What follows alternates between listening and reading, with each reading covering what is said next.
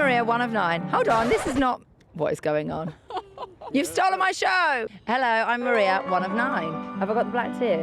A little bit at the end there. Okay.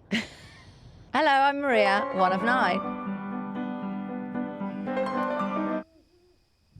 Do I say? Hello, Maria. 1 of 9. Hello, I'm Maria, 1 of 9. Hello, I'm Therese.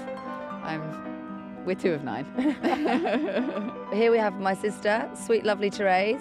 She is 7th in line to the throne, and it's such a fun treat to share my sister with you all. And thank you for all your thoughts and comments. We always like to hear from them. And these mums that we speak to are real life mums. So please contact them, connect with them. Therese is an artist. Maybe go and have a look at her work. In the car. Help her in the car. And like the other mums, go and contact them and thank them if something's touched your heart.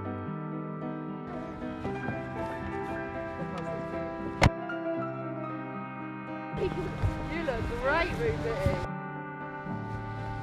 Daddy. Yeah, I'm Emily. Okay, you go give me your hand. You go. You go give Daddy your hand. Jemima. It's going in your eyes.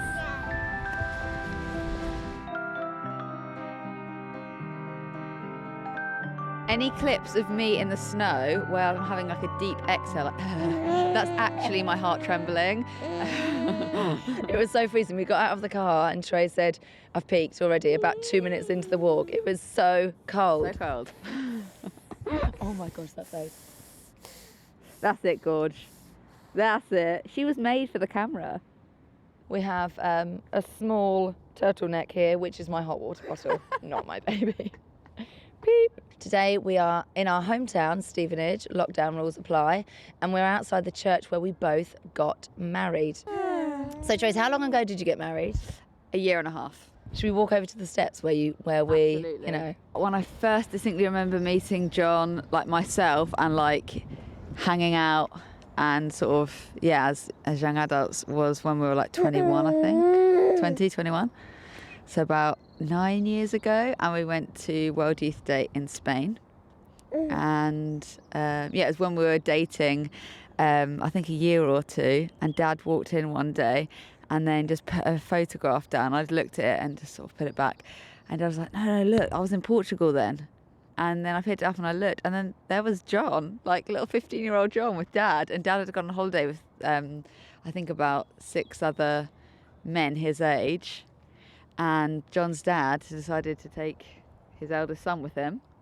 So it's John, and it was emotional. Got a leaky eye. But I am emotional too about this story. Yeah. Yeah, so that was a funny crossover. So yeah, there's lots of crossovers, I think, in our life, and we probably went to a lot of things together. But when we were 21, and we knew each other then, but that's the first time I really remember ever hanging out with him. And So your paths crossed for like a few years maybe? Yeah. Yeah. And then you started dating each other. How old were you? I was 24 or 25. So what I think is amazing, when I was younger, I always just wanted to be a mum. Mum was on my agenda, and it was just, I just always thought I would love to have a big family. And then as I grew older, I realised that it was such a gift. I mean, I knew it was a gift, but I realised that it was not something you have maybe even too much control in, with the way life goes. You were also known distinctly in our family for being a bit of a mother, like to us, to the siblings. So like there's a story of you when the health visitor came around for me as a baby, and I'm 5 years younger. And Mum's just like finished off prepping the rest of the house, health visitor coming, and everything's looking just so, and kids are out playing, everything is looking perfect. She's going to tick all the boxes for, no social service visit sort of thing. And Mum's like, welcome, like a cup of tea, and then just breezes past the pram, and she's like, baby's not in there. I just left her down. Like, where's the baby? Baby's not in the crib. But like really like trying to keep all like smart with the health visitor. And then you were out in the garden with me and the others playing, and you just had me on your hip. And that was just a Big kinda family small life. talk. Yeah. Whereas I never ever thought about, and if there was anything smaller than you would have like wanted to pick it up and mother it. Whereas I like never thought about being a mother. And then even when I was married and living like a Catholic marriage and being really open for life and really excited for it, even at that point I still couldn't really get my head around being a mum. So like when you're a child and people like imagine being a mum and having children, all the rest of it, like as long as I haven't got the whole black tear thing. But now it's okay. No, but actually I do actually have black tears coming sometimes. So I never imagined being a mum. I would like play the games of like happy families when you're a child, but I would have been like the dog or, the cousin that came in or like the crazy, uncle. I wouldn't have minded or been the mum and like held the baby like kind of at a side. Whereas you would have like literally mothered everybody, even if you were, told to sit down for 5 or something or you weren't involved. So having a baby was like pretty abstract for me. But that's been one of like the easiest things about it really. And there's lots of other bits that aren't so easy, but just actually being a mum to Azali is so easy when you just have like a huge amount of love. And I suppose that's it, loving her is easy.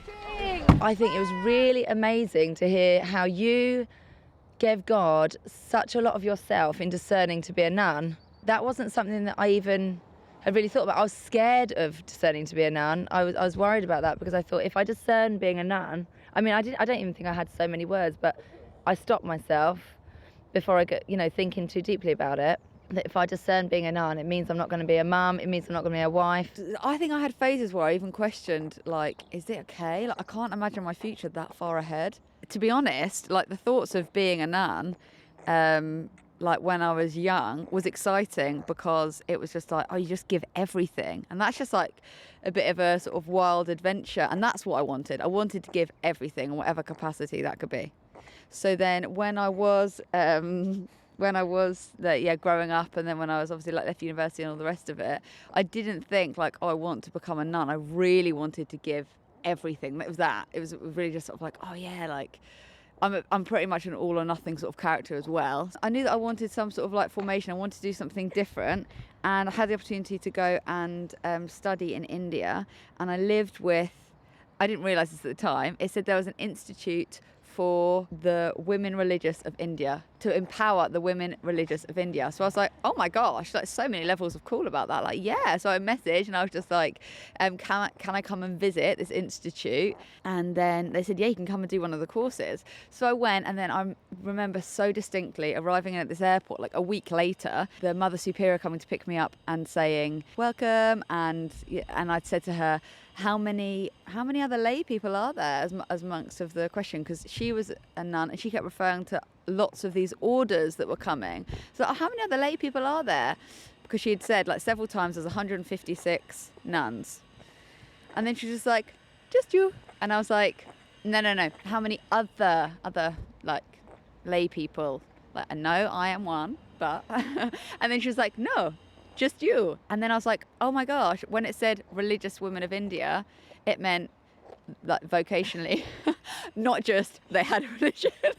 So I remember like, okay, and then just like doing a slow turn and like looking out the window and be like, oh my gosh, like I didn't have a return ticket, and like the course was 1 year long. And so then I ended up living with a lot of nuns for several months.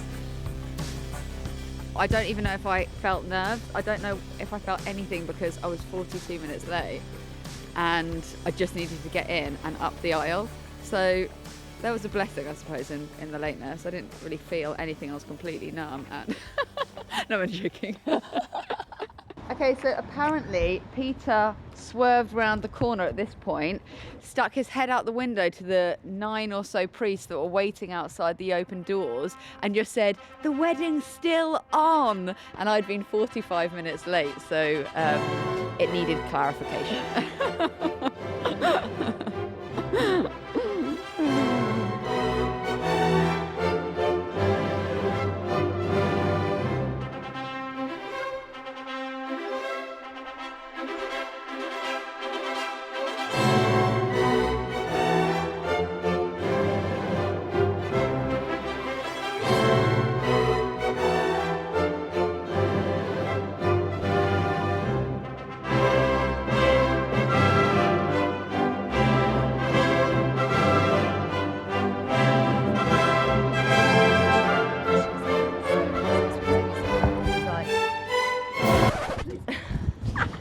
Sorry. Sorry, Therese. That's okay. Trace was just like rubbing her cheek. I forgot what we were doing here again. On these, we used to come out these Was it doors. with intention? Yeah, go on. We used to come out these doors and then just like swing off all of these bars, see if we could walk along the edge of this, or just run out and like wait for Dad to finish the rosary that he would lead in the church. Yeah, when we got a bit older, we Yeah. were allowed to do that. We were not allowed to do that when we were younger. Yeah, I'm not sure we were allowed to do that. I'm just not sure they could physically stop someone aged 15 in front of other people. Joking. So my memories of Dad saying the rosary, I suppose maybe I'd use the word militant. When I was really young, I do remember really kneeling up, closing my eyes and being, you know, really trying. We had to kneel up and we had to, you know, Oh yeah, I forgot about pay that. attention. And I remember I used to like it if like you know, if somebody's like not said Hail Mary, it's like Hail Mary, or like someone's like falling asleep and like drifting around. I just remember sometimes it would be like, they'd be like, Trace, it's glory. And then I'd be like, I haven't said a Hail Mary yet. And then like, I would have just totally zoned out till the glory. Dad was extremely simple about, we say the rosary, we say it every day. It's very straightforward. Yeah, after giving birth, there was several little mini seasons and slightly longer seasons that were just a bit tough, and there had been so much change. So I'd moved when I was 8 months pregnant. It was all new around here, and being a parent and being a mum was all new. Loads of like difficulties with my health after giving birth. You know, like even the fact that me and John, we weren't new to each other, but we were new as parents to each other. Like, that was a new dimension to our relationship and everything. And so prayer got really, really, really difficult sometimes, especially when like, yeah, I was in a lot of pain and I found it difficult to connect and know when to connect and how to connect. But saying the rosary was just like, and other prayers of the church were real consolations because I didn't have to think it up. I didn't have to like it. Sometimes other prayers that I would be doing in my heart, like I'd almost like shut the door quickly because it'd like get emotional and or like just need to not cry for a minute, you know. I need to have just 10 minutes or 1 hour where like it wouldn't get emotional. So like even if it was just John, I remember sometimes he'd say, should I just say it? And then what you can say of it, you say. And I'd be like, yeah, let's do that. And it'd just be 10 Hail Marys and a Glory Be, and an Our Father and 10 Hail Marys and a Glory Be, and an Our Father and 10 Hail Marys, and just that rhythm. It was consoling. Isn't it so funny when Dad would say, it's rosary time, and like the feeling that would surge up internally, even sometimes to this day. What, of happiness and joy and happiness? Yes, willingness, subservience, and small flickers of anger. When we were younger, there were so many of us sort of like maybe judging the number of Hail Marys, or there was at least somebody judging them, Dad. You know, you couldn't go over, you couldn't go under. It was 10. It was 10 Hail Marys, absolutely. Like Dad knew. Dad knew, and we just, you Glory. know, go on. It's glory. It's glory. And with my children, I've taken a slightly different approach. I actually really enjoy letting them carry on. So, you know, if they've got to, and then I might say to them, are you counting? Are you counting on the decades? Are you counting the Hail Marys? And they might then have to say, no. So I say, would you like me to, you know, you've done 15 now. 9 children, 9 different approaches. John Paul, Our Father, Glory Be. He shut that party down hard.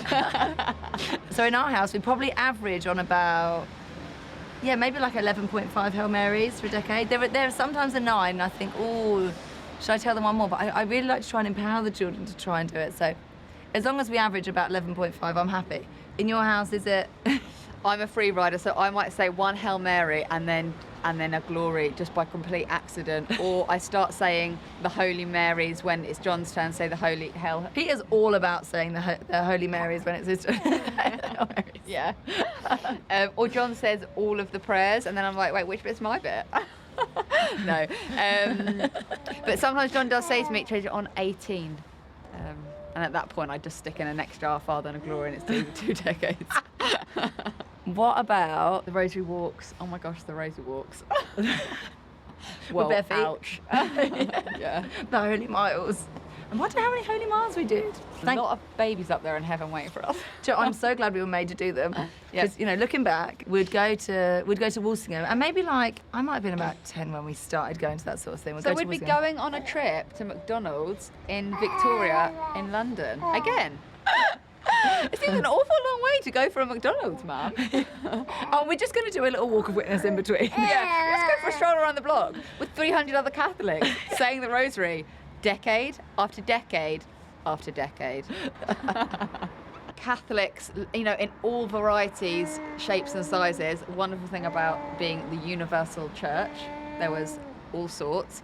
Just milling through the streets of London, or maybe a pilgrim shrine or site, and saying the rosary decade after decade, all at different times. There'd be a Hail Mary full of grace, and you'd say, Hail Mary full of grace. Sometimes you wouldn't know which one to join in. Yeah, exactly, Like the gang in front of you or the gang behind you. And then you'd zone out and then just like hop onto a new one, or maybe start one with the person next to you, and that was fine. Yeah. Holy Mile in Walsingham. Did you do it with your feet, with your shoes off? Yes, less so after you stepped on a huge piece of glass. Really, we all learnt your lesson. I was a bit worried when I started doing the rosary like this family. I thought I'm going to have to get militant, but it wasn't really in my nature and things. But I like what you said. That's about, how it's done. Yeah, that's how it's done. But I like what you said about simple, because yeah, I definitely relate with that. It was simple, and it's something you can pick up with, you know, wherever you are in your like spiritual journey, for want of a better word, for my sweet husband Peter, who is not always so keen on the word journey. When I started saying the rosary again in the family, I forgot the decades, because there'd been a bit of time out. And then I hadn't been doing it, you know, when I first moved out. I just, like, it'd always been, you know, given to us. And then I forgot that I was supposed to be providing it, sort of thing. So then there was a time where I just wasn't saying it for a while, at least consistently. You know, an odd decade here and there, because we were Catholics, and we just, you know, say the rosary generally over time. Yeah. But then when I started saying it again, I forgot the decades, and I thought, how have I forgotten them? We knew them. Dad quizzed us on them every night. Yeah. Post-traumatic stress. The rosary is also really, like, wonderfully biblical, which I think you can really miss out. So John has this like really amazing memory for remembering a Bible verse for each mystery, and also like you really do walk the life of Jesus, which I think we're sort of known as Catholics for not knowing the Bible. Yeah. So I love reading the scripture with the rosary. Love reading scripture. Yeah, that lovely book I mentioned in the prayer episode, Rosary and Art. I love it because you've got the visual, the classical images, and then you've got, oh, Mimey, sorry, Papa, she might be needing a wee.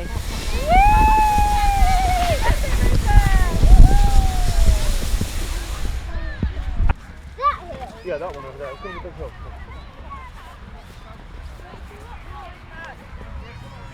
Having seen Mum bringing us up without working, I mean, more or less. In fact, she did do some night shifts. Yeah. She's, you know, probably kept that a bit of that like away from us. Really, we weren't so aware of it. But yeah, we grew up having really Mum present all the time. Yeah. Cleaning the floors twice a day on her hands and knees. Yeah. Golly. I won't mention here how many times I clean the floor in a month. Yeah, we had that, and then to now be in a situation where, you know, we're in a world where lots of mums have to work. Yeah, some friends speak about, you know, they feel pressured when they don't work that they should be. And then alternatively, there's a pressure when you do work that you're not around your child enough, or you feel quite stretched. And I find like there hasn't been a sort of peaceful middle, and you just have to kind of find your own. And God calls us to, you know, whatever mission it is as well. But ultimately, I think whenever I think something gets complicated, I think my first role is being a wife and a mother, and then just bringing it back to that. And if anything else has to go, then God will take care of that. And resting in that is really reassuring. But ultimately, we do work, and we've always worked in motherhood. I definitely feel very stretched, and I have felt very stretched. And I think without being able to like see all our friends and do some of the other things in life that are quite life-giving for us, it's made it a bit more up against the grain. And also just learning to be a mum, sometimes I just feel the stretch of, of wanting to give everything to that, you know, my job or my work. So for example, like art commissions, and then I work at a school, and then also like being with Zelly, and then also like having a house and being a wife, and compartmentalizing it was really difficult. It felt like none of them were having the time they needed.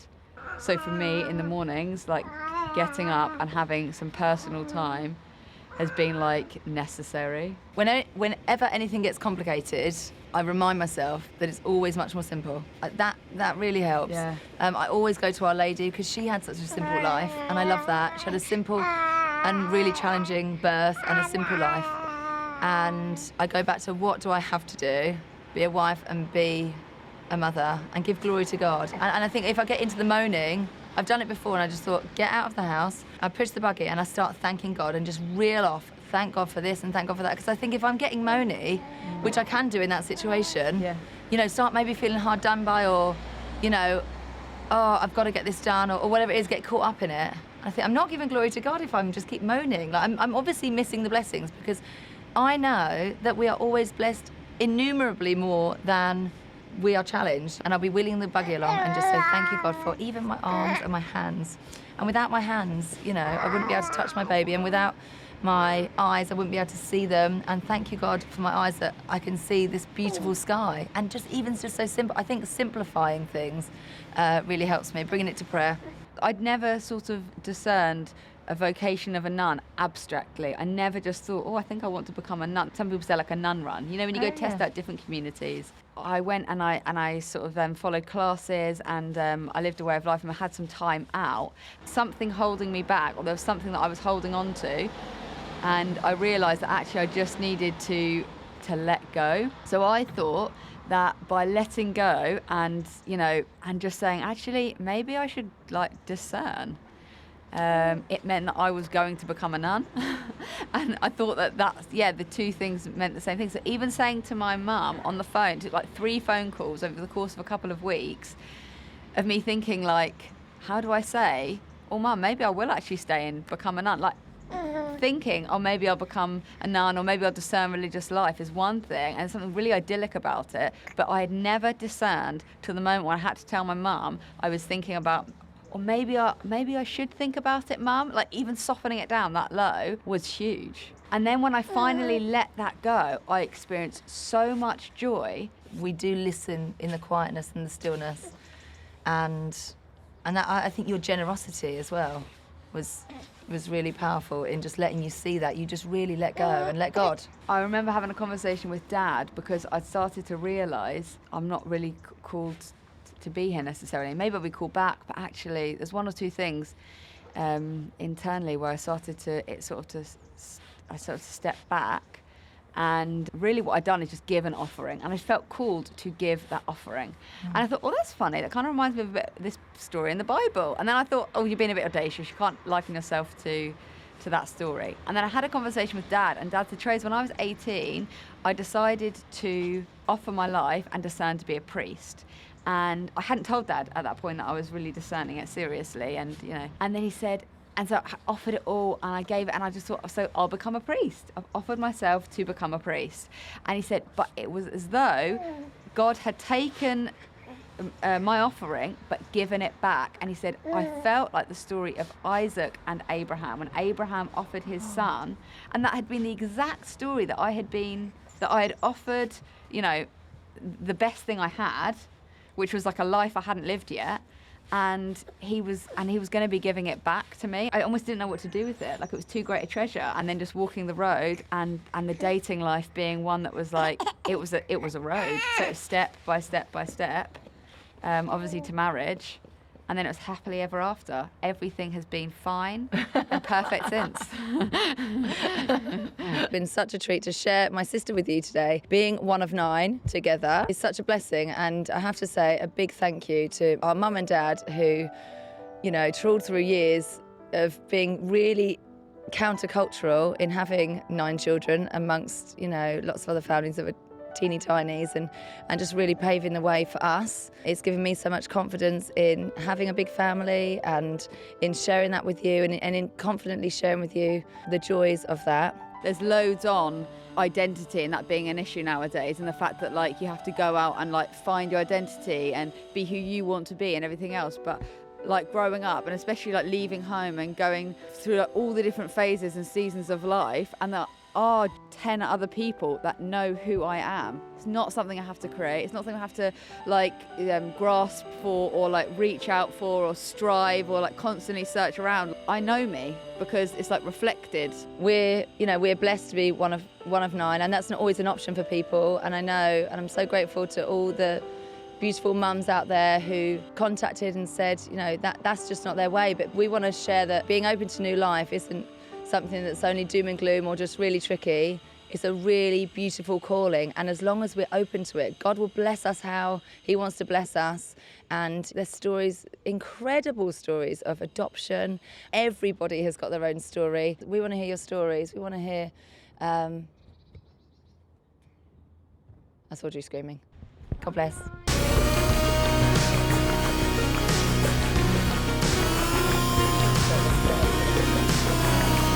We start lots of conversations and go back to them at different times. It looks like one of those like laser paths where like there's all lines crossing over and all conversations going on at the same time and you're interacting with 4. You start a new one. Close one you finished 20 minutes before, like contribute to that one over there. Oh, that's a little spike of something I And then how is Molly? Yes, so tell me. Because I just get conscious and then babbling. I'll give you the R. Please give me the R2. Yeah. It's hilarious. Thank you so much, Therese. God bless.